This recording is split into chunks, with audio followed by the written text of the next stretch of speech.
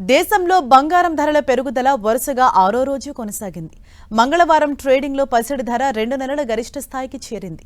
మదుపరుల నుంచి స్థిరమైన demand వెల్లువెత్తడంతో bullion market జోరు చూపించింది. దీంతో ఢిల్లీలో 99.9% స్వచ్ఛత కలిగిన 10 గ్రాముల బంగారం ధర 1200 పెరిగి ₹1,57,000 చేరుకుంది. గత 6 ట్రేడింగ్ సెషన్స్లో తులం బంగారంపై ఏకంగా ₹9,800 పెరిగింది. బంగారం బాటలోని వెండి ధరలు కూడా పరుగులు తీశాయి. కిలో వెండి ధర 2,000 పెరిగి 2,42,000 వద్ద ముగిసింది. ఇది కూడా 2 నెలల గరిష్ట స్థాయిని తాకింది.